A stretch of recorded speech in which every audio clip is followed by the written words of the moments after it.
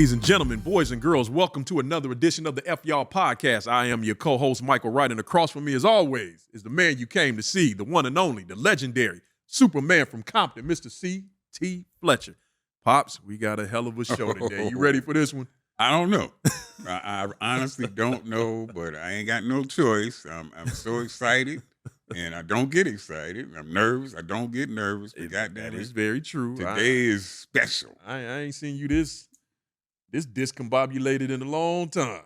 So let's get right into it. Ladies and gentlemen, we have a man who embodies strength, discipline, and unshakable commitment to excellence. He's an actor, director, martial artist, and all-around trailblazer. You know him from iconic roles such as Spawn, Black Dynamite, and one of my favorite movies, Blood and Bone.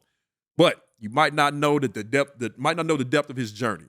Unrelenting grind, his passion for martial arts, his mission to inspire others has helped them reach their full potential. Our guest today is none other than the legendary Michael Jai White. Mr. White, welcome to the F Y'all Podcast, sir. Thanks for having me, y'all. Yes, sir. We appreciate it. Now, before we do anything, I got to give some love to our friend, Mr. Michael Beach, for setting this up. Absolutely. I told Mr. Beach, I said, there's two people trying to get on this show, Samuel L. Jackson and Michael Jai White. He said, well, I know Michael Jai. That's my boy. I'm going to text him right now. So, Mr. Beach, thank you, sir, for making this connection. We appreciate it. Now, Pops, this is super exciting. Where you want to start at? I'm going to let you start it off this week. It is very hard to pick a point that I want to start it, but I'm a little bit older than the legend. And so I was asking him before we got on air, what was some of his martial arts influences in the beginning days. For me, I said Bill Superfoot Wallace, Benny the Jet, Joe Louis, and he just went through his phone and pulled up pictures of him training with all of them. And so like my hero trains with my heroes. I was somewhat of a martial artist. I dedicated, 8 years of my life to it, solely to martial arts. And the reason I studied or was trying to study, because I wanted to whoop my dad's ass. I wanted to whoop my dad's ass and him not be able to do shit about it. That's what got me into it. I want to know what got you into martial arts. Well, to be honest with you, it was insecurity. Okay. Growing up in a rough area and being very sensitive. Didn't know I had the heart of an artist. But what you happen to do when you in a rough area and you're a sensitive person, you build armor, and that was my armor. Right, so I put myself so deep into martial arts so I could protect what was inside, and it became a big passion, and it became a savior for me in a lot of ways. So, but I have to be honest and say it was insecurity, because a lot of things affected me. Yeah. A lot of things affected me, but that was my haven. Did you know that at the time when you went into it that you were doing this because you were insecure? Or is that something you realized later on? Oh, later on, because like UCT, I wanted to, whoop ass. I wanted to, it was just a byproduct of where I was, because every waking thought I'm thinking violence, and thinking about protecting and all that kind of stuff, probably more than the average person. And so I would kind of obsess on becoming stronger. My mom wouldn't let me have weight, so I filled up like old milk cartons, like the plastic milk containers, and used to lift those and then put those on a broomstick.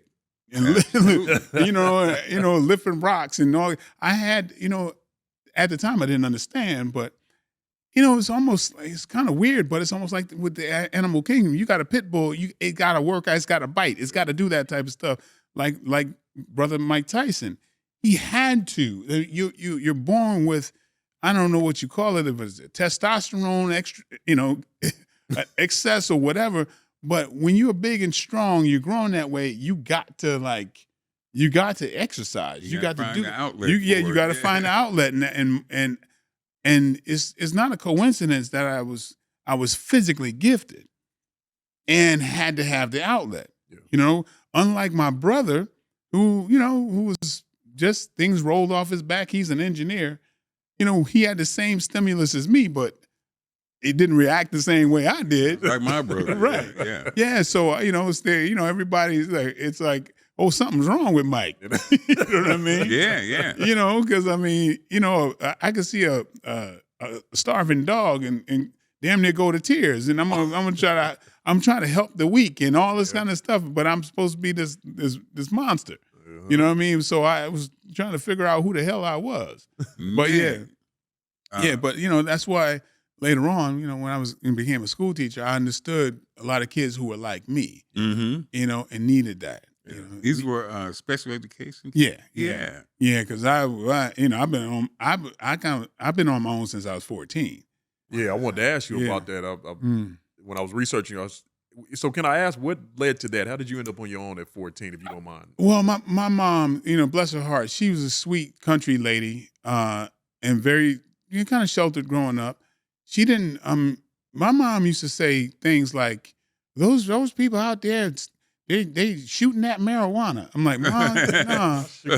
She's just sweet. Like my mom was like the Black Edith Bunker, but she was just very, she just went to work in church and just was like, and so I was I was out there, and she couldn't handle me. I was just, I was this height at 13, 14. And so I've always been a big. Yeah. And I basically put myself in the martial arts.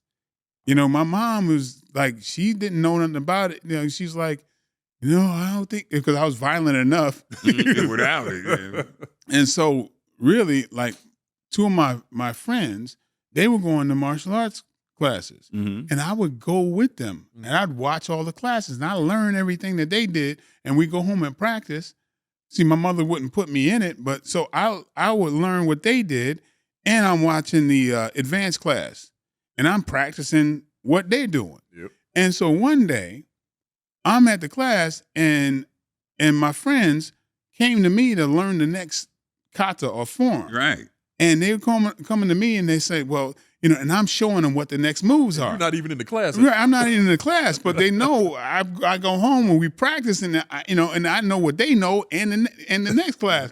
And so the instructor sees them like coming to me, and they're like, "Well, how does that guy know?" Yeah.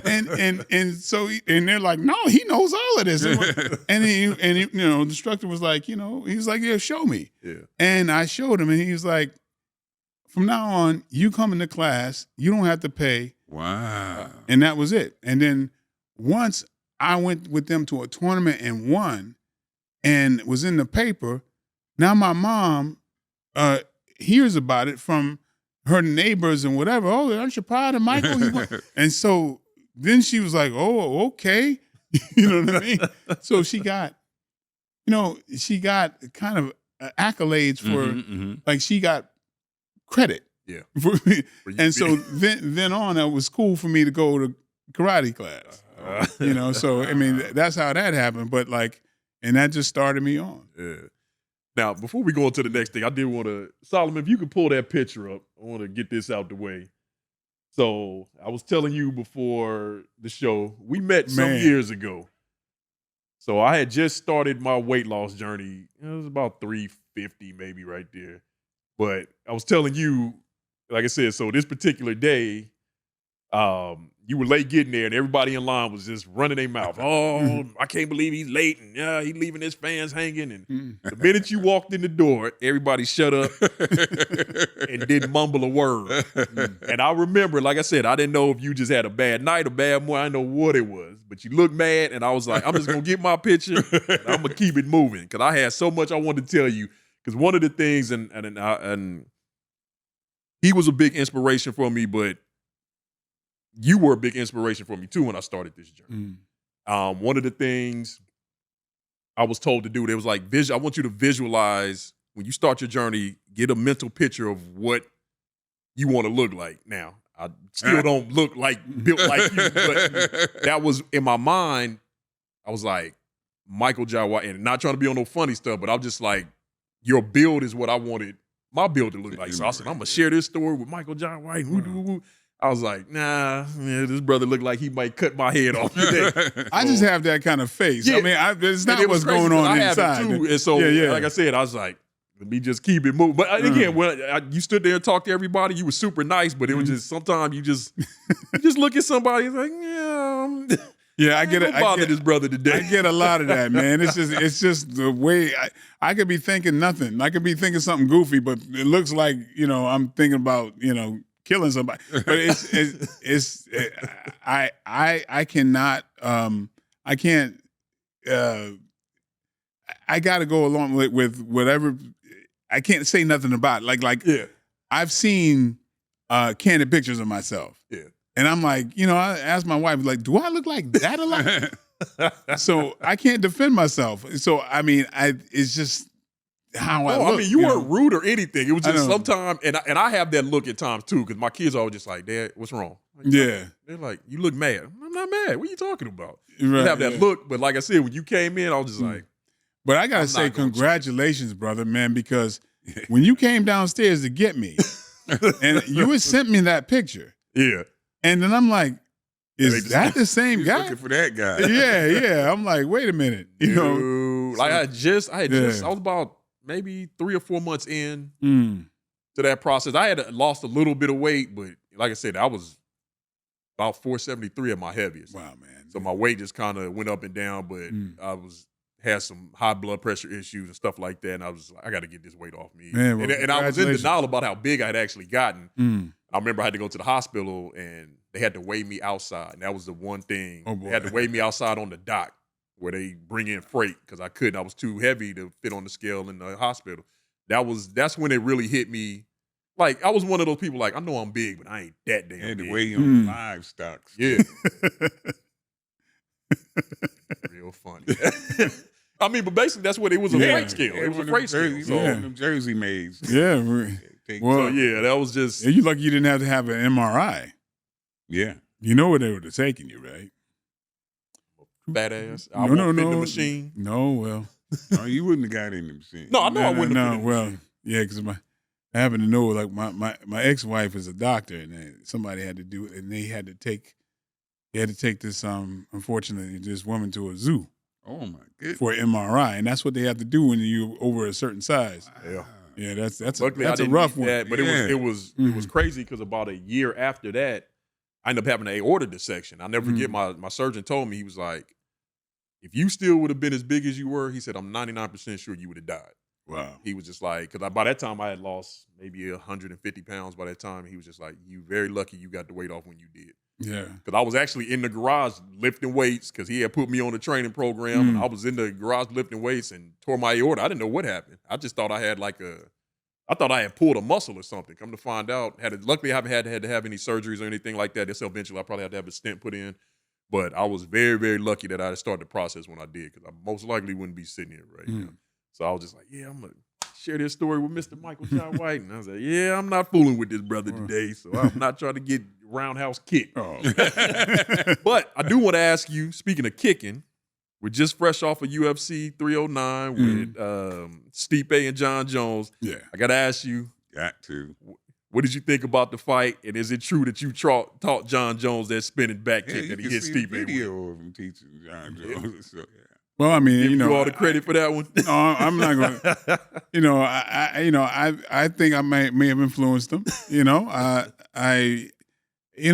The brother, like we had some good training sessions. That's what I tend to do. I like to go train where people are there most comfortable. And he opened up his home to me, and we worked on a lot of technique. And in addition to the technique, it was at a good time to talk to him, brother to brother, because he had been struggling through other things, and no matter what the technical stuff that we did, I feel like some of the heart to heart stuff was the most important. Absolutely. And so I'm glad we got a chance to do that because seldom did he have a chance to talk to somebody else that was older that had been used to the limelight and the pressure that it brings. And so I was really proud at that kind of, that kind of the thing that we were able to do, aside from the martial arts part. But that's great. I think he's one of the greatest, and he's super talented. Oh yeah. And and just I don't know. I mean, I've become a bigger fan of him over the years Mm-hmm. that he's really resurrected himself, and he's now such a gentleman. Yeah. He conducts himself with so much grace, and it really impressed me. it was really cool to see him and DC kind of talking Oh, and yeah. seeming. I'm not saying they're gonna be best friends. Yeah, or anything, DC is but a to friend of see- mine too. Oh, is he? Yeah, actually, yeah. So to see him and Jon Jones kind of, I'm not saying they totally buried the hatchet. But Right. it definitely seems like they are making a little leeway to mending that relationship. I thought that was really cool to see them just kind of having a discussion and, not So, having all that vitriol. seeing how they're both your friends, and I'm a fan of both. When they fought, Mm-hmm. who did you pick? Well, I picked Jon. Okay. I picked Jon because there was, I was trying to get with. I was a little closer back in the day with Daniel, Mm-hmm. and always wanted to, let's get together, let's train, let's do these things, because there's some things that I wanted to share with him, and he's like, oh yeah, I want to pick your brain, but we would always, Never made. because there's some things that I'm going, whoa, because a lot of fighters are superstitious. Mm-hmm. Okay. And I would see him do pad work with a guy much shorter than him. And he seemed to be comfortable doing that. I'm like, no, man, you gotta fight a guy this. Yeah. And if you gotta punch above your heart, that's significant. Yes, very. And then your trajectory has to be a little different. Okay. You can't go like this. I mean, you got to be able to punch where your trajectory is kind of coming down, even if it's a guy that's taller. It's got your arc needs to be different to hit with power. And if you got some, so there was a lot of things that I'm going, I don't know, why is he, Yeah. So and then I felt like he kept making a mistake of becoming emotional. Oh yeah. So yeah, and I was suspecting that this was going to be just a mistake on his part. Okay. Yeah. Do you think that Daniel thought that his wrestling was so dominant before they fought the first time? Do you think that he thought he was going to be able to wrestle Jon? And Yeah, but like the leverage is not there, man. I think that he underestimated Jon's wrestling ability, his own wrestling ability, before they fought the first time. Right, and I believe because he was so emotional, he wasn't using the tools that he was best at. Yeah. So and Jon is just the most calm person on the planet. I mean, he comes in doing cartwheels. Yeah. That's how comfortable you are. Yeah. But I mean, I'm not to blow my own horn or anything else like that, but he reminds me so much of the way I used to fight. Okay. In fact, a lot of people who knew me, early on, they thought I had something to do with him. And I'm like, no, he has this relaxed way, and the way he accelerates to a point is very similar. It's just like kind of like a golf swing. It's a relaxed, but ascension to. It's like when somebody really knows how to break. You being a martial artist as well. There's a way that you break objects. Wait a minute. Did you get it? Did you give it to Solomon? Yeah. Okay. Was that? No, I just continue on. Yeah. Well, if I got a little something I want to show you. A little bit. Yeah, there is a science to breaking objects, and one of the things with MMA, people just kind of put on gloves and learn to slug, and they don't learn a fine art of, something called kime, or like when you're doing Tommy Shawar, like when you're doing striking. There's a certain way that when your knuckles are the weapon, that there's a certain way that you strike, that you put all that power into the end of that punch. Okay. And it's not so in traditional boxing or Muay Thai. You're just basically hitting with a glove and not pinpointing. Okay. But Jon has this pinpoint type of striking that I developed through traditional martial arts, but Jon did it naturally, right?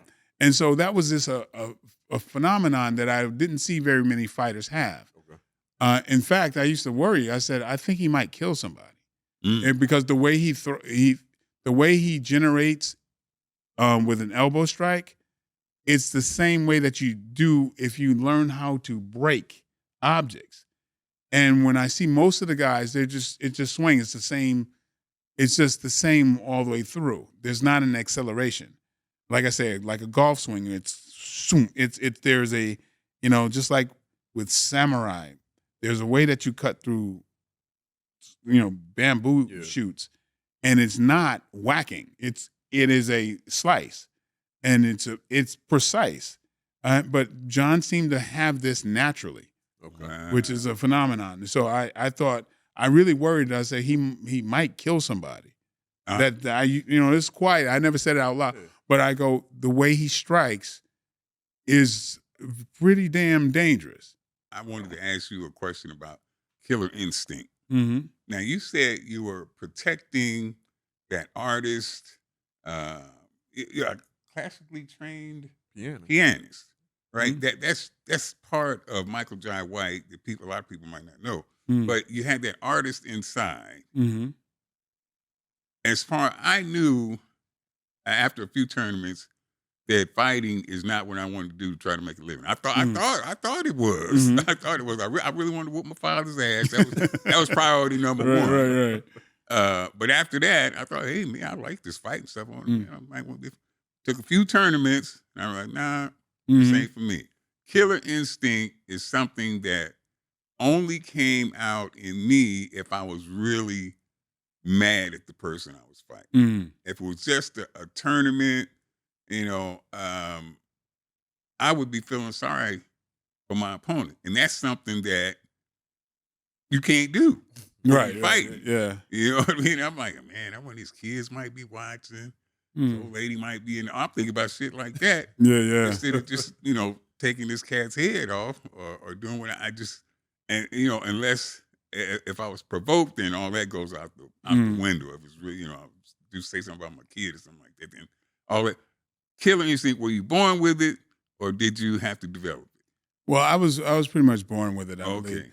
I was gifted, very much like Jon. I was very gifted. Like actually. If there's any talent I had over any others, it was fighting. Okay. And I used to enjoy fighting. Oh, there was such a part of me that I try to, eventually try to, exercise out of my thing because even because I was fighting grown men at 14, 15. And I used to be in the paper for like winning in heavyweight division at 15. And so being kind of on my own, and I was allowed to train me and my crazy karate group of folks. We would be in the hood at this community center. And then the people that ran it offered for me to teach my own class. Now they thought I was grown. Man. And so I had a class over 200 students under the table. I was just getting paid that way.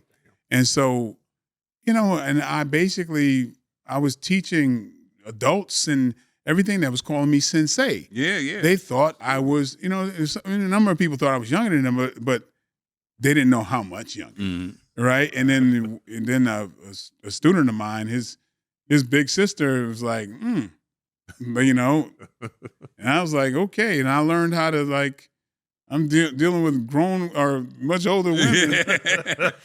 As long as I knew how to shut up and act like I know what I'm talking about, or whatever, just don't say too much. Yep, you know what absolutely. I mean? And I was just in there, man. That's why I became a dad at 15. Wow. Yeah. So, and the woman was quite a bit older than me, so I learned a lot early, and I'm hanging out with grown men who were my students who I'm hanging out in clubs and bars with them. And Wow. they're like, oh, this is my sensei. And it's like, I just, act like, like I'm freaked out inside. I'm like, oh, shoot. But I'm like, I'm playing it cool. But I learned a lot very early. Yeah. But I'm one of the luckiest martial artists there is because I trained and and I fought all over. The best. Absolutely. Yeah. The best. Mm. You showed me some of your instructors, which were some of my heroes, and of course, you my hero. You're younger than me, but you're my hero. Now, did any of I had Dolomite on my shirt. Now, I knew as soon as I seen Black Dynamite that Dolomite had to have some influence. Oh yeah, big time on Black Dynamite, big time. I'm a preacher's son. Mm-hmm. So my dad was, very religious man, and in his pastime, he fucked me up.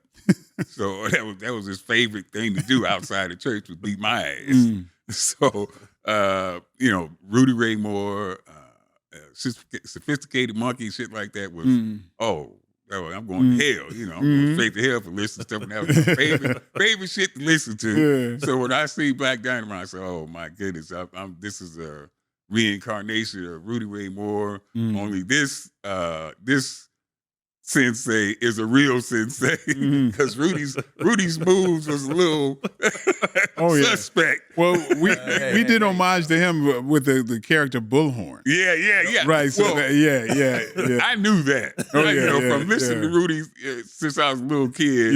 Yeah. I said, that's definitely. Bullhorn was definitely Rudy Ray Moore. Oh, absolutely. Yeah. And my influences were my heroes, which is big one is Jim Brown. Oh yes. Yeah, absolutely. I actually wore some of Jim's clothes in the movie. Wow. Yeah, because we're actually the same size. Wow. I was the same size as he was when he did Slaughter. I think yeah. So he's like a surrogate dad to me. And actually, when I finished the movie, the first person outside of production that I showed that movie to was Jim. Wow. In his basement, and we watched it together. And when my dad gave me the thumbs up, when he actually laughed at a number of things, and I was teasing him in a few things, like when I would shoot a gun, I'd be blinking like crazy. That was like a little dig on him because he would do the same thing. And so, and then one scene where I'm supposed to be tender. It's supposed to, and I used to laugh about Jim being, doing the tender scene. Yeah. And it was just kind of like awkward. But that was, he was my hero, man.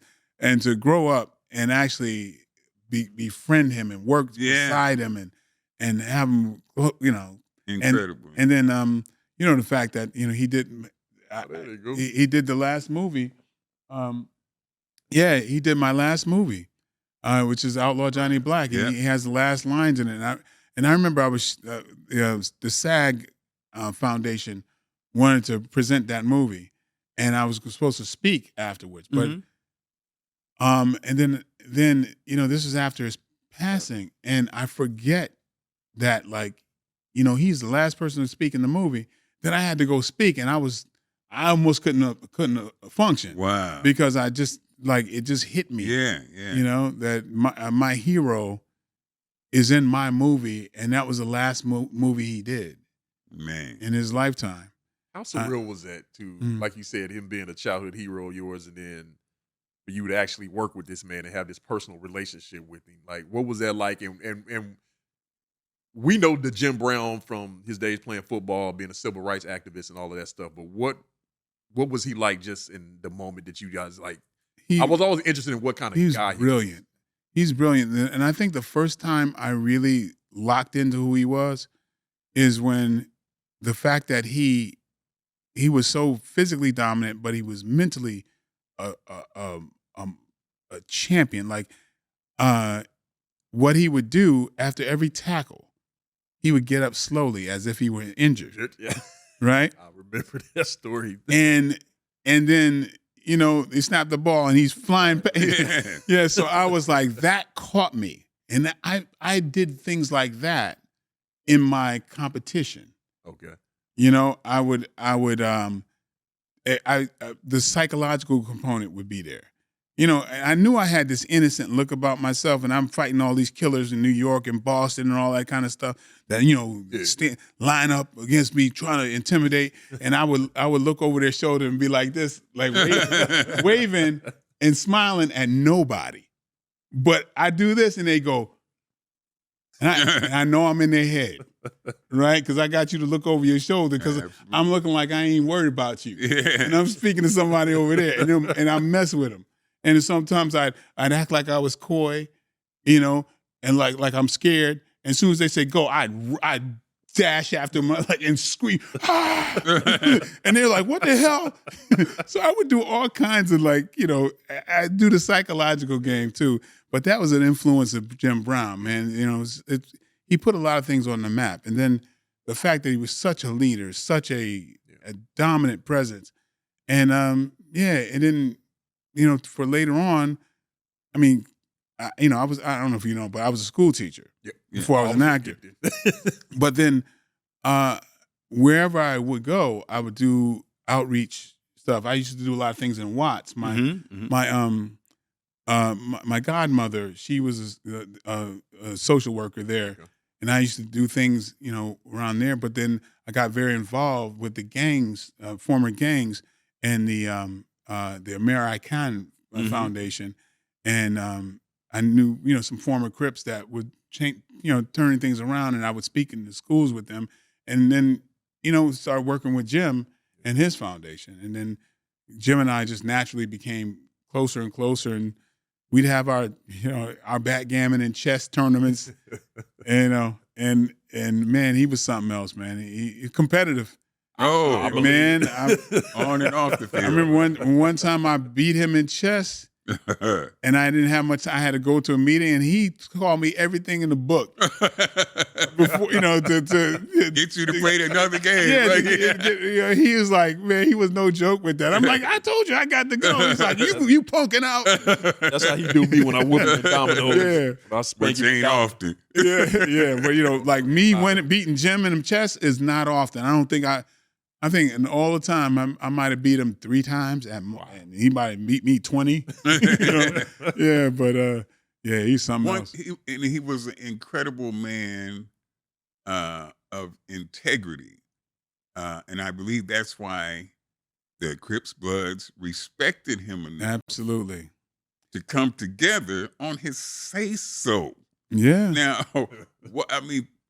all kind of people trying to accomplish that feat for many, many years. Stop killing us. We're killing each other. Stop this.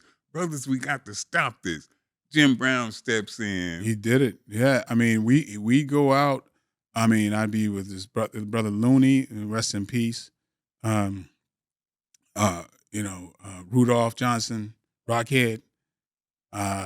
There's a lot of a big ship. All these generals. Yeah. Absolutely. And we'd broker the peace, and they come out to to Jim's house, and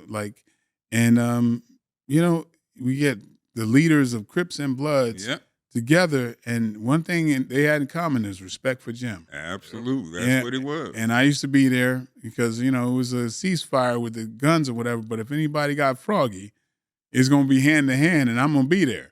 But it's But that was something, that was an amazing thing to watch. Jim would have things at his house. I mean, Farrakhan would be there. There would be so many people like that. Belichick, it wasn't... Bill Belichick? Yeah. And all these people would be at his house, and we'd have some of the deepest conversations, while overlooking L.A., man. He's had, a house up there on the hill. It's legendary, but... I heard you once say... on a podcast, I believe it was on a podcast, that one thing that is not for sale is your integrity at any price. Yeah. And, I was already a fan, but when I heard that shit, that put it over the roof for me, because I feel the same way, brother. Mm-hmm. And it is hard to monetary, that's sometimes having that attitude will sometimes hurt you monetarily. I'll put it that way. And you're in Hollywood, the notorious for having the least amount of integrity of any place on earth, and you still made it. How did Michael Jai White manage to hold on to his integrity in Hollywood? Well, I don't think it's a hard thing, because I don't think there's a choice. I'm one of the luckiest people on the planet. I feel like, okay, I've already won. First of all, I don't need anybody's accolades or Hollywood's accolade. Because I know what I want to do. And and I bank on the fact that being authentic has its rewards. There's a lot of people there's a lot of powerful people who dangled the carrot and wanted, I want this cool, badass black dude as my part of my entourage. I'll do this and that. And I'm like, no, you're not a friend of mine. My friendship is not for sale. Even when managers and agents was like, do you know who this is? And I'm like, I don't care. And so, yeah, I don't care. And, I don't, I could say a lot of names, real, household names that, who offered me this or that. And then it was like, if it's not right, it's just not right. I remember this producer. I've got a lot of stories like this, but one that sticks out to me that I think is kind of funny is, this guy who's he was like big shot producer and said he wanted to do these 3 movies and I was supposed to meet him at his house, a big old house and everything, and so I'm at his house and we're supposed to meet about these plans and I said, well, where's Muhammad? Where's your assistant guy? And he says, he went to go get the girls. I said, the girls? And then, about 20 minutes later, he walks in with like these 5 bimbos. And I'm sitting on the couch, and one of these girls, as she's kicking off her shoes, and she gets in the door, she's like, it's almost like, I don't know, like casting one of the movie. Yeah, like she's like chewing on some gum and kicking off her shoes, looking at me, and she goes, "You're buff. Are you on steroids?" And I was just like, "Oh, this is some bullshit." Right? And then he switches codes all of a sudden. And he says, "Yeah, girls, come in." And he had this video on his big screen ready, and he edited a bunch of stuff that I was in. Wow. And he's like, look, we're going to do these movies together. He was foreign, but he's a big time producer or whatever. And he's like, look, and I said, look, man, I'm gonna go. Oh, no, don't worry. I can send the girls upstairs and they can, they can by the pool or whatever. And I'm like, nah, man, this ain't gonna happen, man. I ain't gonna roll this way. That's not what I'm trying to do. Yeah. Because I know it's gonna. You ain't taking this serious. I mean, I'm serious about this, and you gonna have this kind of craziness on set. That's not what I'm a part of. But and so, man, there's a lot of stories like that, but it's simple to me, and then the people trying to summon me. Oh, this so-and-so, he wants you to come to this. He's going to have a dinner party. I'm like, I don't, what the hell? You know what I mean?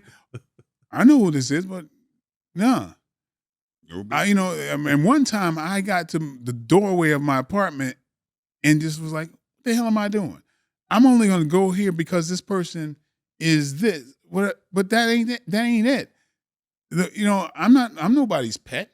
Absolutely. And so the fact is, everything I got, I earned. And I don't want to be in a situation where I wonder if it was from some other circumstance. But I tell you one thing, when I come into a room, if I'm involved in anything, all of those people from back in the day who I said no to, the ones that are still existing, respect the hell out of me. Absolutely. And still ask me for things, like I've even helped them out in certain cases. But still, I don't really want to work with you. I know who you are. Yeah. And so it's just like, man, I found that it means something to me that, I don't want to, I feel like I deserve what's been happening for me. And the reason I deserve it is because I didn't go for no bullshit. I don't have not one bullshit friendship. People like, and so even the people who didn't like me for whatever this reason, they respect me. And if I say I give this man my nod of approval, people believe it because I don't do that. And so I think character comes with, dare I say, currency. But the peace of mind is the most thing, because what's rich is really like how you living. Yep. You know what I mean? Like, so when I come down to it, it's like I already made it. I feel like just the fact that I'm pursuing what I love to do, I already made it. Y'all can't do nothing for me. Y'all can't. It's already done. Yep. So what I need your money? I got mine. I don't need, like, I could tell a billionaire, go to hell. It doesn't matter, because, it's like that old saying, what is it? The kingdom if you lose your soul. Profit of man. Yeah, profit of man. The whole world. Yeah. Yeah, but I mean, a lot of great things are happening because people trust that I am who I say I am. Absolutely, they do. Yeah, and that's way better than anything else. Speaking of that, there's many martial artists, wannabe martial artists in the movie industry who claim a lot of things. But Michael Jai White has the authenticity stamp of so many real fighters that it's never a question about, is he really that tough in real life? Is he really an ass beater? Can he really fuck that many people up? There's no question about that, because you have the authenticity stamp of ass beaters, of people that are known for whooping people, that are champions. They all vouch for your realness. I see, Joe Rogan I've been on his podcast a couple of times. I consider him a friend. He's got one of the best spinning back kicks you ever want to see. Oh, yeah. And I heard the story. I heard Joe tell the story of your spinning back kick and how you fucked the bag up, kicked it off the chain and shit. To have that type of a real cat vouch for your realness that puts you in a different league than some of the other Hollywood martial artists. Now, speaking of that, the other Hollywood martial artists, have you encountered some of the other famous Hollywood martial artists that are not as authenticated as yourself? Yeah, I've encountered them, but I dare I say, man, they're not supposed to be. I don't hold that against them at all. I mean, I was friends with David Carradine. Oh, okay. I mean, David Carradine and I used to we were friends, and he's definitely not a real martial. Well, yeah, and so.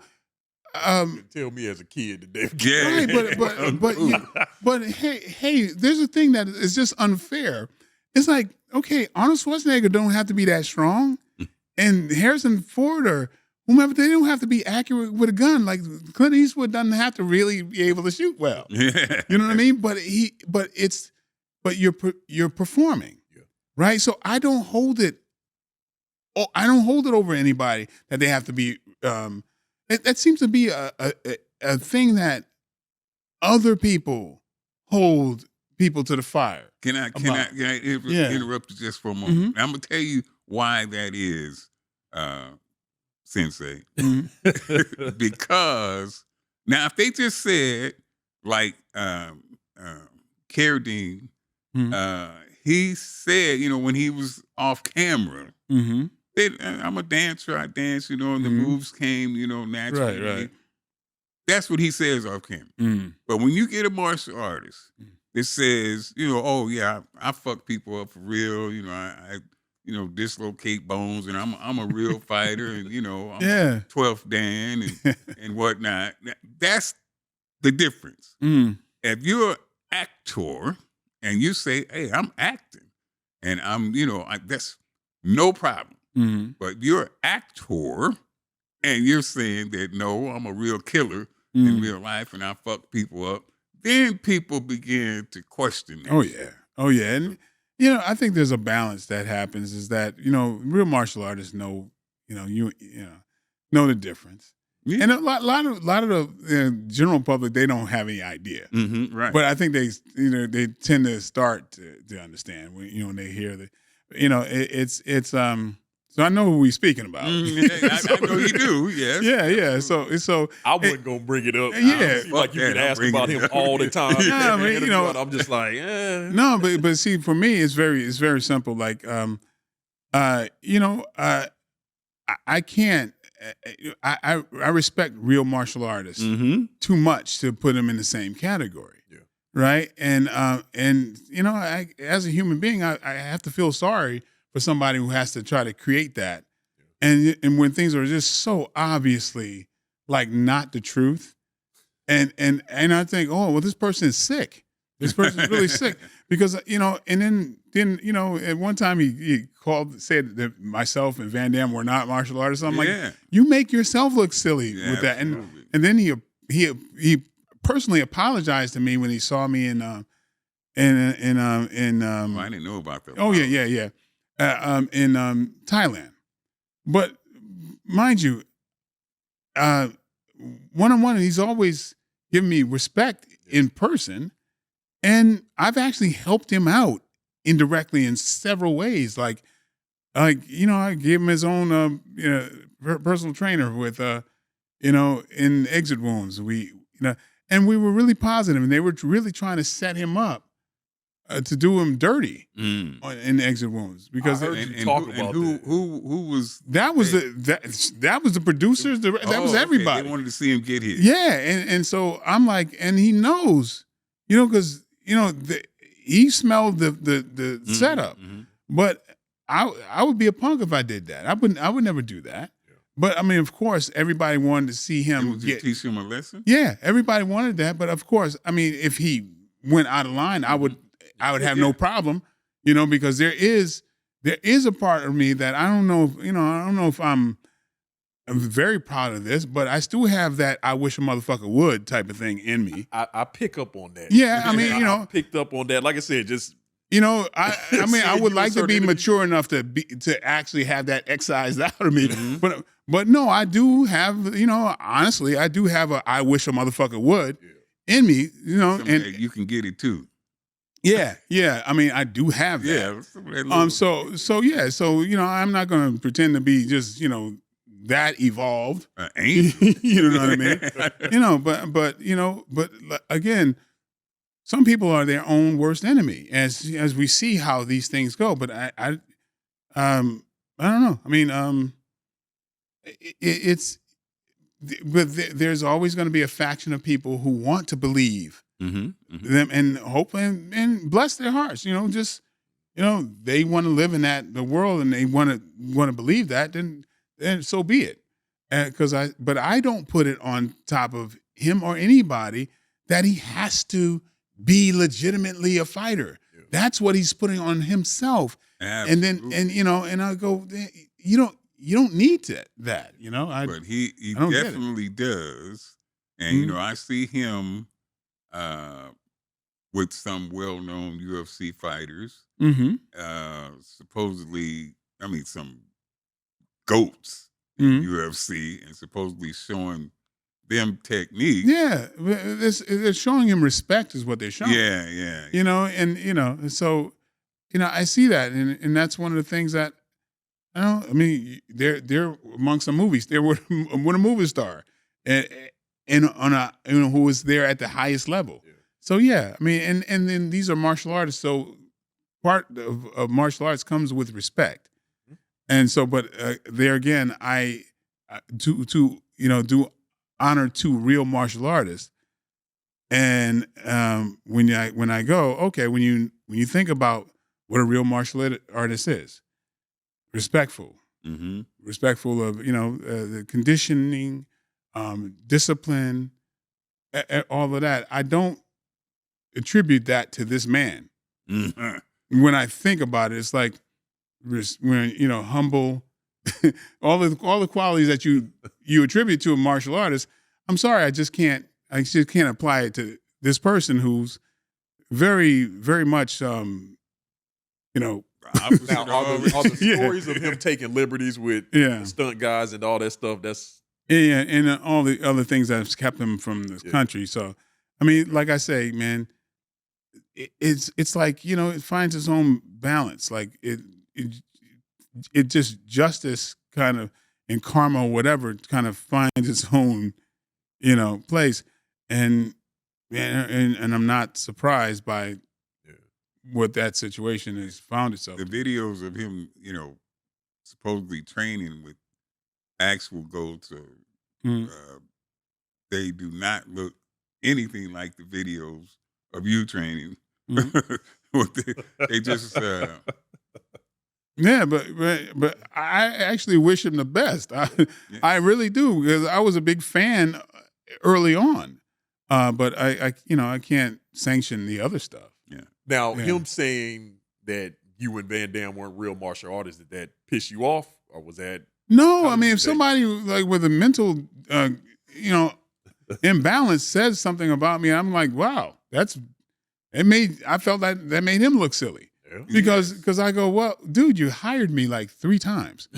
Like, why, that makes you look silly. It's like, why'd you hire this non-martial artist to, for 3 of your projects, So I do want to ask you, I saw your interview you did on Rampage Jackson's podcast. And one of the things that stood out that you said, he was basically giving you your praise, and you was like, you guys are the fighters. Like, I'm not a fighter. You guys poured your blood, sweat, and tears. You guys get in that octagon and you fight. That really just stood out to me for somebody who is legit as you to say, I'm not the fighter here. You guys are the real it's fighter. not how I make my money. Yeah. It's not and I can't take that from them, man. I mean, they are our modern day gladiators. Absolutely. Man. They're putting their life on the line. They're feeding their family from fighting. I can't say I'm a fighter. Yeah. I can get in the ring with them. I can fight. Yeah. I'm good at it. But no, man, that's not what I do. So, I can't. I know a lot of people, kind of endow me as a fighter, but I know a little bit more than that. That no, I can't take that from them. They work too hard at it. Yep. And my heart goes out to them, because the second, and third chapters of their lives, sometimes it's just people don't keep track. High price. After the applause is there. Mm-hmm. Yep. But man, I mean, and that's why a lot of times, I these fighters, I put them in movies. I try to give them another opportunity. Yeah, because a lot of people go, "Oh, why do you fight in the UFC?" It's like, it's weird because when I say things, I don't, because people try to take the negative, and say, "Oh, I'm dishonoring them or whatever." But no, it's just like yourself. It's like that wasn't for me. I studied the craft that I do. I think it's the best way for me to, take care of my family and lend to my talents. Fighting is, I still get that itch out because I get to train with some of the best people on the planet. I've trained with just a countless number of really amazing fighters. Because what it is I like to test myself, because it's life is about overcoming obstacles. Your biggest obstacle is yourself. Exactly. And so for me to continue to get better is I get on the mat and humble myself and train with somebody who's going to bring something to me, and we can have an exchange.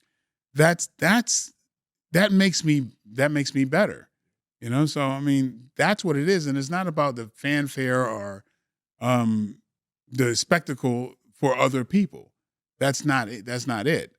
I train with, I can't tell you, about 30 different champions, and but the outcome of the matches or whatever, I mean, I really don't share that very much, but I will share times where I've been humbled because I learned the most behind that. So I brag about that.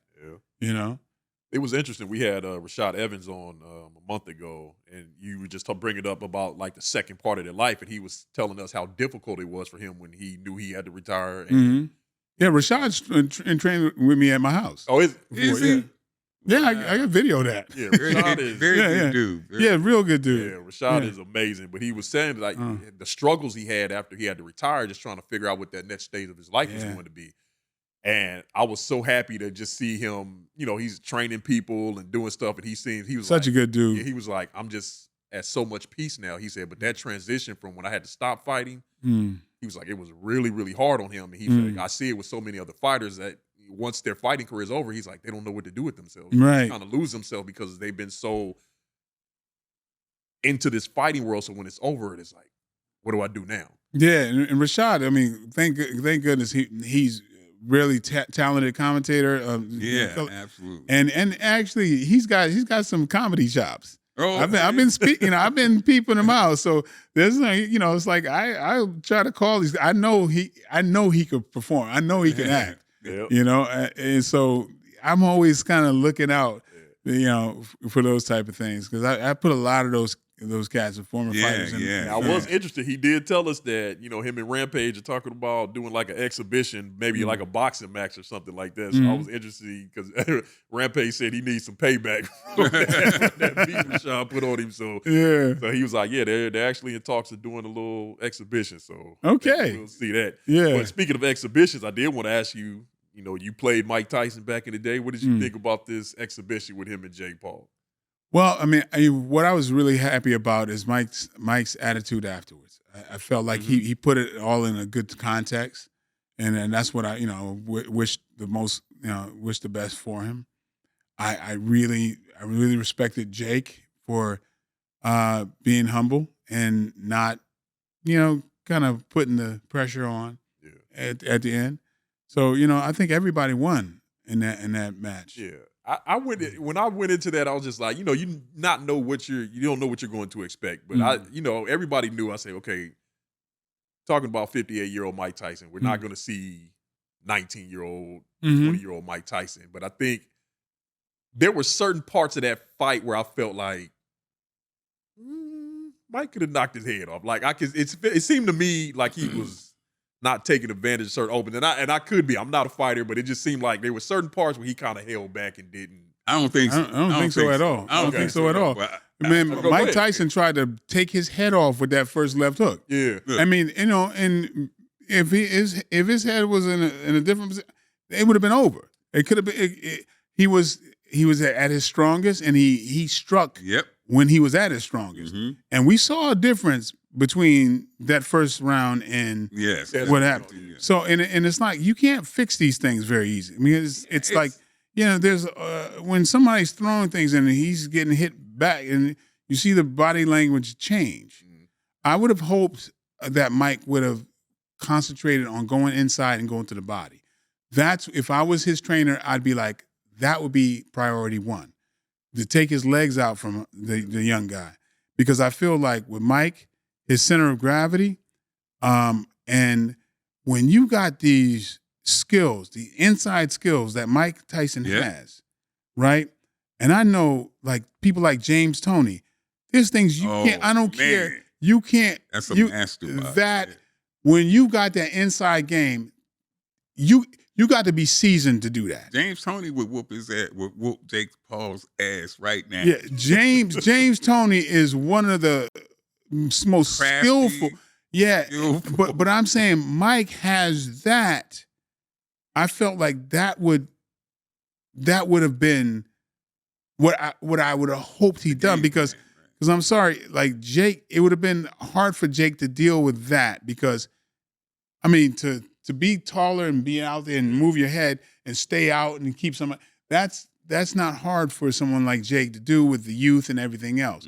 But Mike getting inside and just eating up his guts, I think that would have that would have been the strategy. Yeah, that would have been the strategy. That's what the strategy I hoped he would go for, because then that youth. Yeah, The youth starts to like dissipate if you keep, When I seen Mike walking back to his stool, I felt it. As yeah, a he was 65-year-old dude. straight legged. You know what I mean? Yeah. It was like it was But different. Sensei, he got himself in such good condition at his age that he had a lot of people fooled that there was enough left. And they show those little clips on Instagram, and he was killing it for 5-10 seconds. See, you and I, Yeah, we're in the same. Yeah, That's why I wanted to ask it, because I'm not looking at it through the eyes of an actual fighter. So but I'm looking at it as through the eyes of production. And I know early on, it was a while back when he was getting ready for that fight before, Mike Tyson mentioned that he was like laid up for days after that. Well, yeah, you got fast twitch muscle. You can put on, a demonstration like that. Yeah. But Mike has done a lot to his body. Absolutely. Over these years that I think showed up. Not the most healthy lifestyle with the, he's partied quite a bit. Yeah. And so that's a difference, So yeah, I think that showed up. But then production wise, people, you're promoting something. Yeah. What are you going to show? Yeah. You're going to show those best clips. Yes, you are. Yeah, it definitely worked. I said I knew that he wasn't going to be the 19, 20, 21-year-old Mike, but I thought he had enough. He fooled me into thinking that I just thought it was going to be like flashes of the old Mike Tyson, one of them brutal uppercuts. Well, I mean, I'm going to, people might not like me for saying this, but there has been a consistency that I wished so much for Mike to shut people up. Where and that thing is this, because the biggest knock on Mike is that once it gets hard, we haven't seen him go from it being difficult and him overcoming it. Right? That's been the biggest knock. And I really wanted him to dig down and really try to overcome that. Because again, like when it got hard in each case, we haven't seen that Rocky moment where the music starts playing, where he goes and he's almost down and he pushes. I just wanted to see that effort. I just really wanted to see that, just to shut that up. Yeah, I would have liked that. Mike, I really think that he wanted to. I really think he wanted to, but at Father Time, I really believe he wanted to. Because it took, can you imagine the effort it took for him just to go? I can imagine. Distance at his age. Mm-hmm. That took a lot of effort that people. Oh yeah. Or kind of overlook it. Just no. I don't deny that effort, but it's just the. I know what you're talking. Yeah, it's just that I just wish he in the corner didn't show what he was going through. Mm-hmm. I wish he had to, just don't show that. You know what I mean? I was like, oh, okay, because I'm a fan of the man, and so I didn't want that image, and it drives me crazy to keep seeing it. Yeah, they keep seeing that time when in the corner when he was really, pretty defeated, and so. That's just personal. I just wish that he didn't show that, and just When you were describing him, go back. I know we're going into overtime now, right? Mm-hmm. Okay. I'm all good. Okay. Yeah. So when you were describing yourself as a martial artist, a serious martial artist who likes to train with real fighters. Mm-hmm. I had flashbacks of Guess Who when you talked about it. It sounded a lot like another one of my childhood heroes coming up, Bruce Lee. Mm. Bruce Lee was pretty much the same. I had, Joe Louis talked about Bruce Lee as a real fighter. Mm-hmm. And he said Bruce Lee could fight, and he was just 150 pounds. He was, Bruce, 5 pounds. yeah, 132. Then Bruce, yeah. that small. Oh yeah, he was tiny. Yeah. And this is the heavyweight champion, Joe Louis, the heavyweight. Yeah, champion. Joe Louis was one of my instructors. Yeah, Yeah. And he have you talked to him about? Oh yeah, he talked about. He talks about Bruce Lee in Well, the highest regard. Well, yeah, Joe was, very brash talk. He was very, very straight shooter. Yeah. Like, at first, for Return of the Dragon, he first offered that role to Joe Louis, not Chuck Norris. Joe is the one who took the title. Yeah, Joe was the first heavyweight, full contact champion. Yep, absolutely. But Joe said, there's no way that somebody's going to believe that you would beat me in a fight, And so Joe was like, no, I'm not doing that. Yeah. And because at first Joe was pretty he was on the fence. Like, who is this guy? Joe, he's very, I don't even like that finger painting shit. That's what he would say. But when Chuck, Bruce was giving great lessons to people like Bob Wall. Mm-hmm. And so Joe Louis respected Bob Wall, and he was going, what? Okay. Yeah, but just come see what he has to say.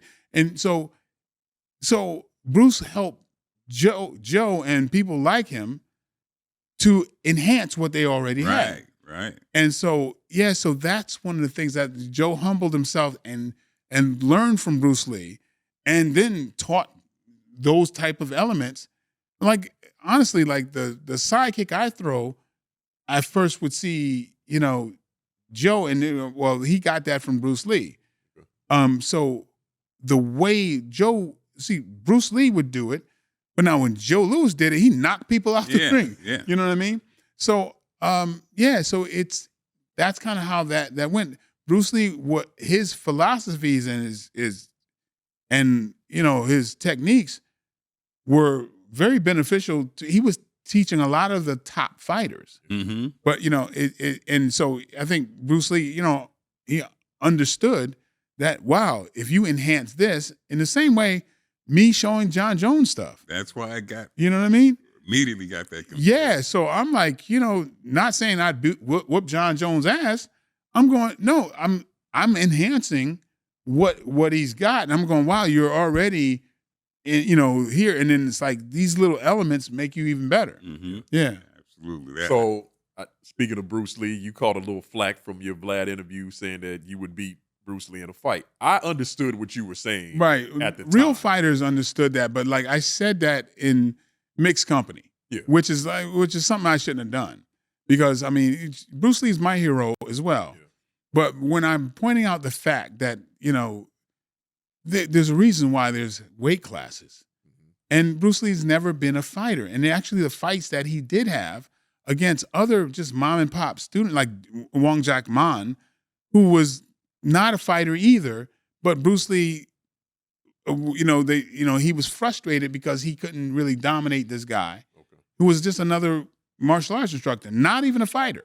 So when I do that and I go, well, what if he fought Benny Urquidez? That's or somebody who is so it's different. So me saying, of course I would, well, how would a guy 132 pounds and I'm not slow either. Yeah. And so I'm going, no, it's like you're comparing Floyd Mayweather and Mike Tyson, the weight differential. Yep. And so that'd be ridiculous to compare that. And then one of them's not really a fighter, or both are not a fighter, but one fights other people. Me saying that, I got a lot of flack, as I should. Yeah. I should have, because a lot of people, a real fighter would not dispute that. Mm-hmm, mm-hmm. But I'm not a fighter, so when you said it, I was just like, I seem like an asshole. It was this sounds like an asshole thing to say. I could beat Bruce Lee. Sounds like an asshole thing, and it sounds with disrespectful. The way you described it was just from the size difference. It was a matter of fact type of thing. But I'm talking about a dead man. I sound like a straight asshole. You know what I mean? And I admit that. But I was speaking about it as in an educational way. I should have said, anybody over 150 would probably beat him who's a real fighter. I mean, it's just not fair. You're looking at a person that's doing movie stuff. You're not looking at, because in fighting it's not glamorous like that. Yeah. So but it's again like it's we benefit me also in movies that people start to believe that you can do and beat up. You know what I mean? I was in a diner. It was like a restaurant, and there was a bunch of cops at a table, and they came and spoke. It's like, yeah, how you doing and whatever. And they say, man, and I was like, they said, well, we feel safe with you being in. I'm like, what are you talking about? I said, you're armed. You got guns. And he's like, well, that wouldn't do anything against you. I'm like, you believe that shit if you want to. You got a gun, right? And I'm like, but they're talking to me like, man, shoot, this wouldn't do anything against you. I'm like, you really believe that? You think Bruce Leroy catching bullets with you? Right, like, I mean, that's frightening to some degree. I'm like, do you really believe that? Because that puts me in danger. Oh, it's Michael J. White. You know what I mean? Like, oh, he was about to kill us, Your Honor. And so, well, you got, that's justifiable. That was Michael J. White. He would have killed you all if you didn't shoot him. You know what I mean? Like I'm like, are you serious? But that's the thing that happens. That people believe that. They believe Steven Seagal can beat up a bunch of people, or Bruce, or even David Cameron. Who knows? But it's interesting because, like I said, I always say my favorite movie is The Last Dragon. When I was growing up, I was shocked when I got grown and heard that Julius C. Carey, who played Sho'nuff, knew no martial arts. Right? And I'm like, wait, hold on a minute. You can't tell me Sho'nuff don't know. And it was like he knew nothing. Like, yeah, I got to tell you one thing, because when you mentioned Last Dragon, that brother Timok, because of him, he has a lot of input on why I chose the things I did in my career. Really? The fact that when he came out with that movie, and it was so good, and it was, a classic, and I said, well, here I am in this business, and this is going to be my competition going. I got to understand how to work both sides of things. I got to understand, I got to create my own avenues and stuff, and then I would keep checking, and I'm going, why are they not giving this man roles? Yep. This was the height of martial art movies, and any white guy who could kick chest height, they were giving him 3-picture deals. Right? And I'm like, what the hell is going on?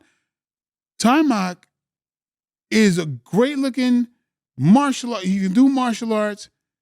He's got a successful movie, and nobody is put.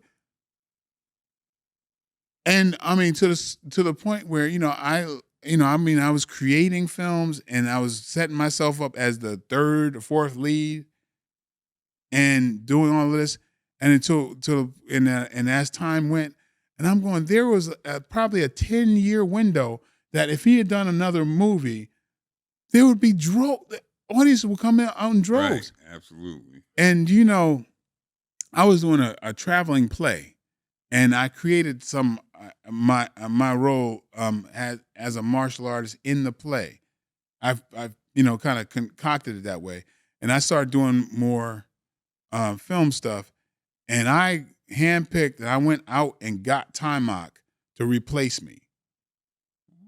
And I feel like I owe him so much, and and my heart goes out, because there was a lot of people, and a lot of our heroes, the Jim Kellys, and all these people who didn't get behind the camera, and then you see what happened, that nobody's checking for him, even though there's a loyal audience out there. Yep. I mean, right now, I feel like Blair Underwood should be on the currency. That brother is I sit there dumbfounded that Blair Underwood is not the next Denzel Washington. And he's so talented, and he's and I go, we got to start doing our own stuff. That's why I'm doing a lot of my own things. There's so much talent out there. But then this brother Timac, I actually have a movie that I want is in the works. Okay, he's still active. Well, I'm, Make him active. because we love him. He's part of our culture. Absolutely. That movie's part of our culture. Yep. I don't want him forgotten. And if I could, in my power, I'm gonna bring him the accolades that he should have. I say every time when I think about him, seeing him in The Last Dragon when I was a kid, and after The Last Dragon came out, I think the next time I remember seeing him was when he did the episode of A Different World, and I was thinking to myself, where has his brother been? Yeah, and this, I know he's done little parts here and there, but I was thinking the same thing you were thinking. That taught me a lot. That taught me a lot, and what happens is you have to be a triple threat. You have to understand the industry and what have you. There are, man, it could be for another show, and I could tell you all these things that these pitfalls and how we're not checked at, and they're not checking for us in a way, and I want to decrease the power of the they. Yeah. But we should embrace the people that we love, and support them when they're out there. Yeah. After Timac is one of those dudes. Like, I've been a fan of his. So Timac, if you're watching, you got to come to the episode. He's a friend. He's a friend. Yeah. And we check on each other. We got a lot of mutual friends, but there's a lot of people that are institutions. What about Billy Blanks? Billy Blanks is a friend as well. I used to train at his studio. He used to let me train for free. Wow. I remember you telling me Billy Blanks was legit. He was whooping ass. Oh, absolutely. So, Billy Blanks was at the last, I believe, 1982. He was the champ in the middleweight division. I was a middleweight. And he was like at the top of the. Oh, yeah. Yeah. Trying to get up there. I every time I see Billy, I tease him. I said, man, I'm so glad that I didn't make it up there. Fight you. Oh, Billy's he's something else, man. We would have these sparring matches on Saturday, the point system style. Yeah. But I used to I remember one time we and Billy were sparring, and and I try to get his timing. And sometimes we go back and forth. But one time he had me kind of trapped, and I was just a lot of times I try to see if I can slip anything he throws. And he threw a fake, but then my feet was close together and he swept me. Oh. He swept me, and while I was in the air, he backfisted me. Oh, you don't see that. And then I landed, and it was I was it was so cool that I put it in Blood and Bone. Oh, cool. I remember that. I did a post about it. I did a post about it that I dedicated that to what Billy Blanks did to me. I ask you about that fight. But it was a point where in that jail bathroom scene where I sweep somebody and I hammer him down. Billy didn't do it that way, but he did a sweep in a back fist. But I that was dedicated to Billy. The sweep and catch him while he's in the air. Because a lot of people just know Billy from Tybo, but I be telling people Billy Blanks is a killer. Man, he was the smoothest. Man, he he was smooth. Yeah, and he would pull off all kinds of crazy techniques in real fights. Yeah. I remember one time we were fighting in a tournament. He tried to do a cartwheel kick on me, and I'm like, "Come on now," He tried to do a rolling one. I was like, "What you trying with that?" But we had a lot of fun. Yeah. But very good man. Mm-hmm. All right, so before we get out of here, we got two more things. Got a few questions from our listeners. I told them, put the word out. So if you got any questions for Michael Jai White, so we got some good ones. So I want to go over a couple of those. Then I got a little special segment we're going to end with. So Kim Nesbitt from TikTok, that's one of my homegirls right there. She wants to know, you brought up your time as an educator, but she wanted to know more about you being a middle school teacher and what took you to being an educator? How did that come about? Well, I mean, I think it was the subject matter. I started out as a permanent sub, and then I wound up getting my own class.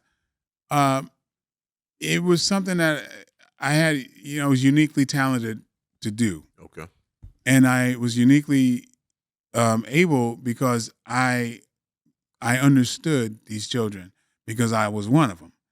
And a lot of time, like where I had my I built my armor, and I kind of went my way of dealing with things.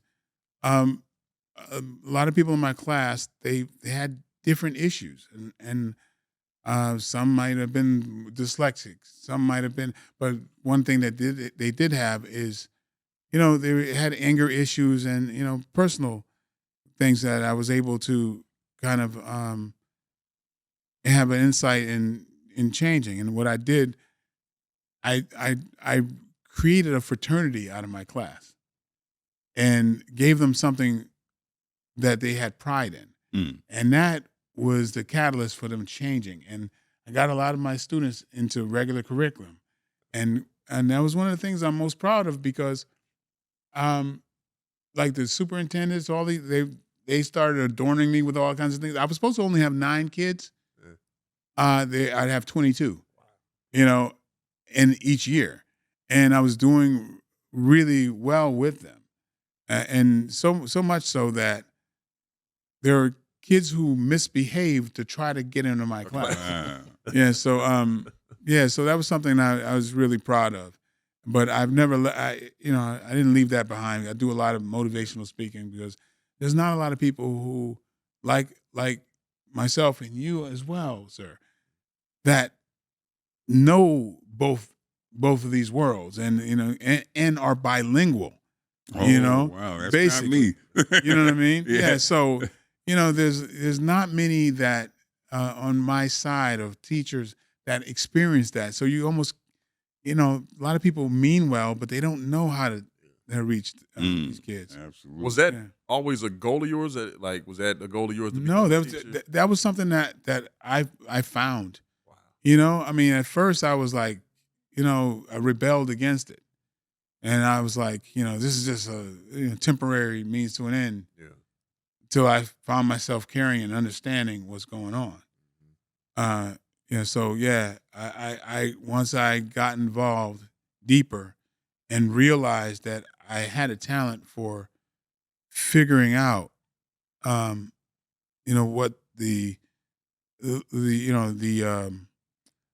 how to get through. Yeah, to a lot of people that I felt like that was a talent that I needed to really explore. Yeah. All right. So our next question comes from Mr. Justin Harrison McPillage. Oh yeah. Very well. He had a question. Long time Iron Act. Yeah, he wants to know who would win in a fight between Black Dynamite and Outlaw Johnny Black. That's a damn good question, Justin. Oh my goodness. Willie Lynch would win. Yeah, because if he can get those two brothers to fight each other, then he won out. Because they wouldn't. Yeah. All right, next question comes from this gentleman's handle from TikTok. It's called Grind All Day. And he wants to know, can a person become too muscular to become an elite martial artist? Oh, absolutely. Okay. Absolutely. A lot of muscle will rob you of oxygen, especially, moving fast, what have you. And your endurance will suffer at a certain point. Okay. Now, a lot of people will look at Michael Jai White and say that he's a pretty muscular brother. Now, I've been on with Joe Rogan a couple of times. We had this discussion, and he's saying there's no muscular guys that have endurance, like you said. And I said, there's an exception, Joe, to every rule. Mm-hmm. If you were born a muscular guy, like Michael Jai White, I'm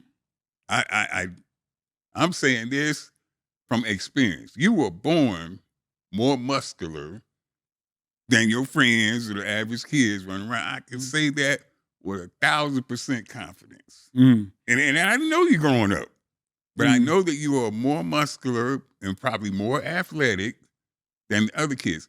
And because your muscles are from heaven or just naturally built, those muscles, God also gives you the equipment, the gas tank, the oxygen, the whatever else you need to power those. Because Michael John White, you are super fast, super muscular. Now you can go win the Mr. Olympia contest, but compared to the average motherfucker walking around on the street, you are muscular. Yeah, and you are proving I'm telling Joe, you are an exception to Joe Rogan's rule. I can accept that. See, when we're talking about muscular, I guess what I'm thinking about is like kind of overly muscular. Yeah. I don't. Bob Sapp type. No, but Bob is Yeah, I trained him. Yeah, I used to train him, but It's a scary looking bro. Oh my God, you don't know, man. When Bob is dialed in, he's frightening. Yeah. But like when I say over muscle, I'm talking about the bulky. So I never thought I was that bulky. You know, I mean, at 6'1", 6'2", like that, I don't feel like, you know. So at my top weight is like 230, like, and I think when I'm over that, I slow down. Yeah. If I'm beyond that, like, so I feel like I look like if you think about a lot of the fighters in the lower weight class, they're just as muscular as I am. I don't care if it was you name it, but they're not carrying a bunch of fat on their bodies. Right. It's Absolutely. the fat to the muscle ratio, and if it's you name them, Dillashaw or all of these guys.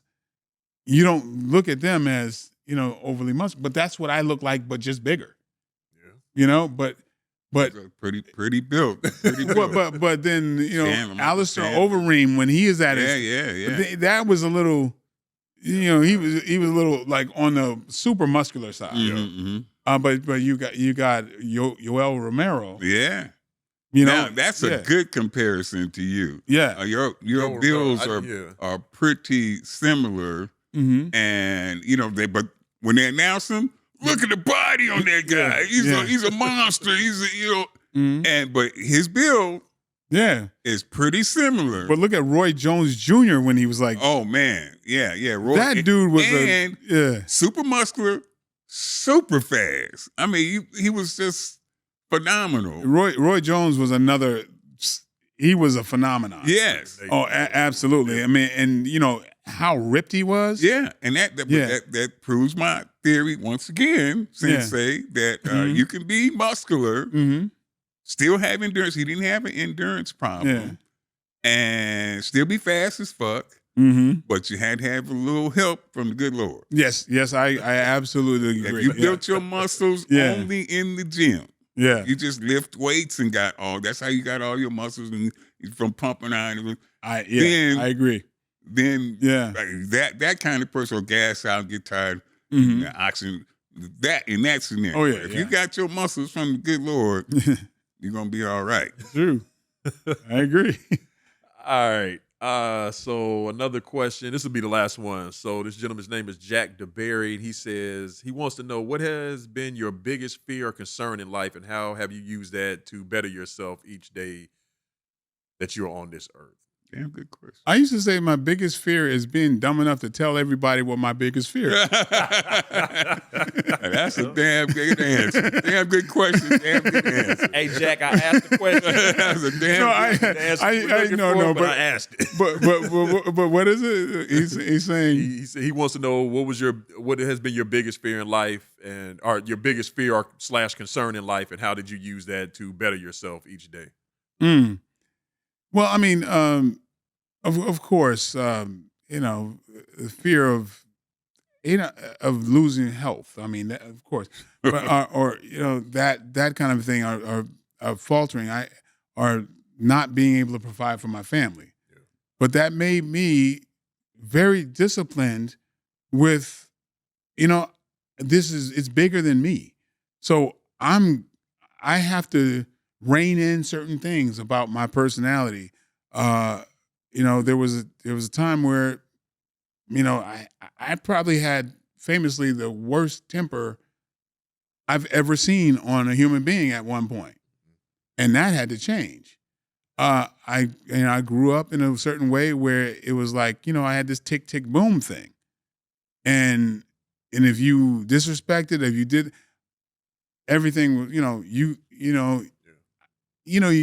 learn in the street that there's certain survival things where you go all the way there if you have to. But then I learned that, like, wait a minute, that has to change. There's too much at stake. When I became, a father, and when I got more mature, I go, that has to change. I have to plot this for the sake of my family. When I really matured, I mean, I already had kids in the world, and I was going, well, they're at jeopardy. So that fear made me have to step up, because I guess what I would say my biggest fear is faltering and having to face that for the rest of my life.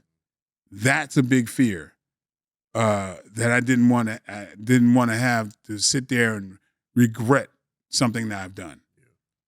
Absolutely. Was that a trait you had? Because I've heard the stories, and even though you had a family, you seemed to didn't hesitate to. He liked to slap people back in the day. That was his move. One of my favorite things. I ain't gonna lie. I slap quick. To be slapping people back then. My favorite pastime was slapping the taste out of motherfuckers' mouth. He's told stories where it would be that after you've put hands on this person, then you get this feeling of guilt or just feeling bad about it, that you let it get to that point. So I'm always interested to see how people go through these transitions when they, have these hot tempers. And was there a certain thing in your life that brought you to that point, or just having kids, or just? Yeah, and plus knowing that, the story I just shared with you when I reconnected with a brother that was a good friend of mine that was in jail for 30 years, and he helped me recount some of the things that we had experienced back then. I'm going, oh my God, it's like, I'm so lucky I'm here. Absolutely. Because, man, any of those 6 stories he told me, I could have been gone. Absolutely. And it was that close. I saw when you talked about that, was that just a part of your life that you've kind of blanked out just so you don't? Well, see, some of the stuff I blanked out, there's a lot of memories but it's stuff that you would see on movies. Yeah. And so that's one of the things that makes me the happiest person I know, because I know I went from that to this. And so, man, I better be serving. I better serve, because why else would I have been saved? Why would I have been spared from all of that? Everybody we have on this show, they say something, and I've heard that same thing come out of your mouth. He says the same exact thing all the time. He was like, I'm here to serve. Like, I'm just absolutely. God found fit, with the heart transplant, flatlining, and all of that stuff. He said, I'm still here for a reason, and I'm here to serve. Yeah, man. I am astoundingly lucky. So, and there's not many people that's going to be able to. I can impart that in my art. There's lives I've lived, So, I'm getting to tell that, and my folks out there. I luckily got through that, and I know. So, I see that in other people, and I want to provide a bridge, to get out of that, All right. So before we get into the last segment, we haven't touched on a lot of your movie, but I one thing I've always wanted to ask you: the chemistry that you have with Tasha Smith. Have you guys been friends for a long time? But when I see you two on camera, y'all make magic together. Oh, thank you. I've always wanted to know what that relationship was like with her. And why is that chemistry the way that it is? You guys are magic on screen. Well, thank you, man. Y'all fighting and arguing all the time. Yeah, and I've known her for, I don't know how, 25 years or whatever. We used to date. Oh, no wonder the damn Yeah. That explains it. Yeah, we used to date, but we never had one argument in life. Wow. Y'all argue like that on screen. Because that's just on screen. I mean, we get along great. I mean, that's we're like sister and brother now. Yeah. You know what I mean? And she's good friends with my wife, everything. But it's and she's got a story too. She comes from Camden. Is it Camden? Yeah, Camden. She grew up she's got a wealth of experiences, and she's bilingual, but she's brilliant. She's doing great. I'm so proud of her. I love her so much. But what you seeing is real love, and I knew there had to be something there. I'm like, you guys just work too well on screen. I said they got to be really good friends, but that. Every time why did I get married or whatever? It's just like, God, these guys. Yeah, Tyler put us together. He didn't know we dated before. Wow. Oh, wow. Yeah, Tyler's done some spooky things. He will cast people and he won't realize how much they have experience with. Like it's like this weird thing that goes on. Wow. Yeah, and I'm like, wow. So yeah, that's one of those things that. He just put together. So there's talk of a sequel to this movie. Yes, it is. I've seen everybody doing their little Instagram videos and stuff. Yeah, so people, we are talking all about it. It looks like it may happen. Okay. Yeah, I'm looking forward to that. Yeah. All right, Solomon, you got those videos queued up. So let's start with the video. No, let's start with the pictures first. Pull the pictures up. So you saw one of them coming in. I wanted you to judge Mr. C.T. Fletcher. Who has that looks like belt. a jump crescent kick. Absolutely. Did you see you said jumping? Yeah. That's exactly right. I just wanted you to bring these up, and I want you to judge Mr. Fletcher's form here. What do you think about this right here? I posted that. That is good. That is he just followed through with that crescent. Absolutely. Yep, his body's right up there. He's in good control. Yeah, he's not off balance. I posted that on Instagram. And it's talked about me so bad. I mean, they made fun of me. They made so much fun of me. Look at this. See that toe curl at the end? Yeah, I see that. I see that, man. Yeah. All right. Yeah. I think that was the last picture, bro. Let's jump into the video. So Mr. Fletcher's also an actor. Yeah. Take some from his feature films. Let's see what you think of this. What? All I'm saying is, if you got to sneeze or something, you better put the motherfucker down first. Oh, my God. Oh, you always sound like a little bitch. Look, when I was in the pen, all I could do was think about smoking 8 trays. When them motherfuckers was fucking with Big Ray Ray, they didn't know who they was fucking with. But too late. And I'm about to kill all their asses. I'm finna go down there and smoke. Hey, what the fuck is wrong with you?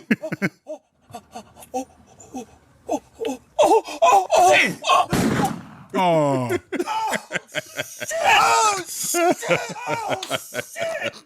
Oh shit! Hey, look. That you go to the next clip, but you can pause it there. Wait. Judge Mr. Fletcher's acting skill here. Oh, yeah, he's positioned. He wants to be in a Michael John White movie. So I said, I didn't say that. I just thought this would be fun. Man, man. Nobody laughs harder at Mike. So any critique, they ain't gonna bother me. Well, you know good well. Yeah, you know you did your thing there. I know I'm horrible. So it don't no, you kidding me? I ain't no actor. No, look, man, you played that was thorough, man.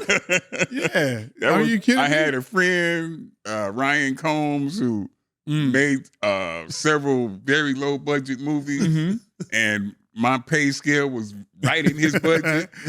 So he said, "Hey, CT, you want to do this?" And I said, "Hell yeah, let's go, man." Yeah. That's what I was basically. You was authentic. You was like, I'm taking notes, man. Just playing, the people that I grew up with, and a little bit of myself in there. And all right, Solomon clip number 2. they get worse. I was trying to brace you there for. Hit what? Who got the bud? Oh, shit. Ray? When you get out? 2 hours ago. What's up, hey love? Nothing. You still a bitch. Yeah, pretty much. Roll me up a fatty, fool. You heard me, bitch. Roll me up a joint. Hold up, homie. We ain't got no weed. Where you going? I don't know. Hell, where the fuck you going? I don't know. Hey, homie, we was trying to decide on where we gonna get the bud from.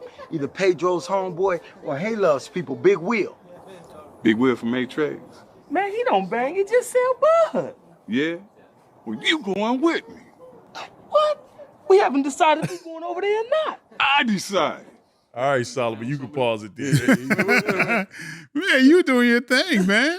That shit is so funny to me. It's supposed to be. Yeah, absolutely. Yeah. Yeah, that's what I keep telling for. Yeah, you Debo. You early I know you Debo. Debo. Yeah. Now the one, so he was in the Superman movie, but they cut it. I didn't want to play that clip because when we have Michael Beach on, I played a clip from Waiting to Exhale, and they totally shut the video down. But you were in the DC movie. Yeah. And that was a hell of a role, partner. I make fun of you about this, but that was actually a good. I hate they cut it, but Yeah, I didn't make the big screen. I got the director's cut, but didn't make the big screen. I told all my friends, I'm in Superman versus Batman. Y'all come and see me in my big screen debut. And the shit didn't make it. Shit didn't make it. They left me on the cutting room floor. But I did make the director's cut, so I got to see myself on Netflix. And of course, I was a thug number one, or whatever number it was, and shanking somebody in prison. That seems to be our typecast. All right. I do want to touch on Outlaw Johnny Black before we get out of here. The cast of people you were able to pull together for that movie. Can you take me through the creative process of that movie? Like, what made you want to put that movie together, and how did you pull? Yeah, I wrote it. How did you pull all of those people together? Well, yeah. Well, what I did is like I'm into edutainment, right? So yeah. So basically, I took the story that was based off of Greenwood, which is eventually turned into Tulsa. Yeah. That's like as you know, famously, Wall Street, Black Wall Street. Yeah, absolutely. And so I kind of rooted it in a town like that, but I called it Hope Springs. And, there were a lot of thriving towns that were settled by Black folks and that, unfortunately got terrorized once people were, they were thriving and white folks You got too prosperous. Yeah, they would come through, and often it was from the same excuse, where they were reported that white women were being attacked or raped or whatever, which is insane, But with entertainment, there's a way that you can teach, and you do it with a tongue-in-cheek way, But yeah, I wanted to tell this story, and there's a lot of things that kind of inspired me. Like one of them was there was a movie, Take a Hard Ride. That was Jim Brown and Fred Williamson who was in that, and I grew up with those Buck and the Preacher. Those things. So these are the things that I wanted to give a younger audience, and I wanted to have the palette that we grew up. The sounds, the looks of it, the way we looked on screen. I wanted to give that to another audience. And so, and hide a movie that is about forgiveness in a revenge Western. Wow. And so, and then there's a lot of spiritual things that come along with that message. One of the things that I was really proud of is one of the first screenings I had, a Hollywood producer left the screening and called me the next day. He said, "Man, after watching your movie, I called my mom. I hadn't spoken to her in 8 years. We had issues. But after watching your movie, it inspired me to put this stuff behind us, and I called her, and we're going to get together." Wow. And so I'm going, man, if that could happen, this is really why I'm trying to do these things. Yeah, you can entertain, and there's going to be levels that some people are going to look at the farcical part of it, and other people our age and older are going to revisit how it felt when we saw those movies. And a young audience is going to feel kind of like that purity of that, when we're telling stories. And I love Westerns for that reason, because they tell very like clear stories of good and bad, and you know, morality. And so, and I got actors that you had no problem believing were from that time period, because they have this classic quality about them. Anika Noni Rose and Erica Ash, you know, rest in peace. Yes. And they brought it, and they feel like they're of that era, you know. And I wanted to be really kind of honest to it, to where, you know, back in those in the 70s, you had period pieces, but people still had their afros. Yeah. You know what I mean? And just even the music, you know, I use everything that feels like that time period. So, you know, these movies tend to be watched over and over years. Yep. And I wanted to have something that you can actually sit there and watch with your entire family. And so that's, I'm proud of it, because it did, you know, it hit it ticked all those boxes. Yeah. And, you know, so that's really what I wanted to do. Okay. Black Dynamite, one of the things, and I got to ask you, is this intentional? One of the things in Black Dynamite, when you guys got together, were solving the clues. Yeah. That was. Yeah. But the answers that you came to in solving the clues, really difficult. You know, I mean, of course, when you got to the final answer, it was, but the clues on the way to it, it was. I'm like, I know that had to be purposely done. Oh, of course. I remember when I was doing that, my wife was like, I remember the day I was writing that, and I was just, and she was wondering what was wrong with me, because I was making these, and I, you know, was just kind of calculating the whole thing.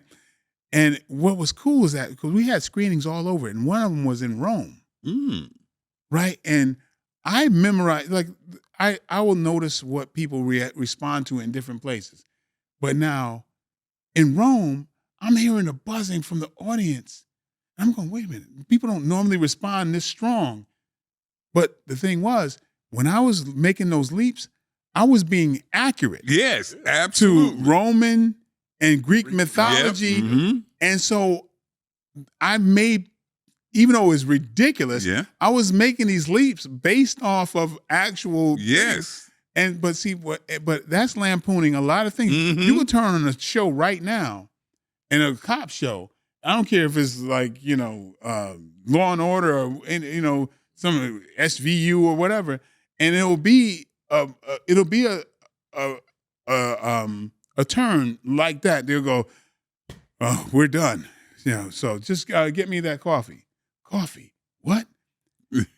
Didn't so-and-so have it? But so I'm lampooning movie making that they still do that. And so I'm making it ridiculous, right? It was absolutely ridiculous, but it was hilarious. But so the factual content was on point. I'm like, right, yeah. So I remember this shit from school. That's right. Right, like, you know, Asclepius' staff. That's you see that. Yeah. Right? You know, you see like the medical. You know, there's the snakes that go around. So I was like, it was made by. Yeah, but you know, so it's, and then a lot of times with black folks, we are so conspiratorial minded, and it's like, you know, they do this. So I'm having fun with that whole thing. But yeah, but when I was in Rome, and I am glad I did that, absolutely. But they so appreciated it, and they looked at it as such a thing of honor for them. But I got a lot of things that are like snuck in. Like even like there's like a Chinese audience that has laughs that nobody else does because because I'm speaking street Chinese in there. Like like they're like, wait a minute, how does he know how to speak street level Chinese? But then the subtitles ain't what I'm saying. Oh, but they know. They know. Right. It ain't one of them niggas. That's not what he said. But I'm saying, I'm like, motherfucker. I'm saying stuff like that in Mandarin. Wow. Right. Yeah. So, and then even in other languages, like even Vietnam, you know, when I say, you know, this kid it said something in Chinese, me, even though I'm in Vietnam, I'm calling him Chinese. And I say, he said something like "buku sao," and that's like, you full of shit in Vietnamese. So I like layering things and getting a certain amount of an audience to laugh, and people wondering, well, what did I miss? Yeah. But yeah, I like that kind of, you know, that kind of stuff. Very good. Well, we are already over the 2-hour mark. Yeah. Solomon is probably gonna come around here and kick me in the face here in a second. Michael, I just want to say thank you so much for coming on the podcast. Thanks for having me, man. We appreciate this. You were one of the people we really wanted to get on this show. So again, Mr. Beach, thank you, sir. Thank you. Well, thank you, man. This man is a legend. I've been wanting to meet him for so long. I told him when I said Michael said he's looking forward to meeting you, and he was like, he knows who the hell I am. Yeah, I can't believe it. We actually, because you know, I said something on a post that you made, and you responded to it. Because I know trying to, I might have reposted something that you said, but trying to reach you through DMs, I know that's practically an impossibility. I know it is for me. So you have certain people that you go back for. But but I've been intending on just rolling up on you. Yeah, I was like years ago. I just wanted to be in your presence. That energy you have. I mean, that alpha energy. That the fact that you are just giving. You know, you're serving. I wanted to be. Just. I wanted to experience that. I wanted to come. Be in your court. You know, and so open invitation. Yeah, absolutely. You got to make that happen. The gym is right up the street. I just could not believe that you even knew who I was. And when you told me that, I was like, oh man, I have made it. I followed your journey. Absolutely. Thank you. And and it's such a blessing to have you, doing your thing, and you've got a kindred spirit. And me, we're here to serve, man. So absolutely. I'm so honored that you had me on your show. Oh man, I like I said, I cannot thank you enough. For anybody out there who might be wondering, I'm gonna settle it finally. Hey, Michael Jai White is a real one. He is definitely a real one. He showed up here tonight, no entourage. No bunch of body. Well, he didn't need no fucking bodyguard. None of that. He drove over himself. He came to sit down on the couch and talk to an old man, and I could not be happier. Thank you. Thank you for having me. All right, so before we get out of here, we have a special way that we end all of these shows. shows. Yeah. So we're going to end this show like we always do with a simple fuck y'all. Okay.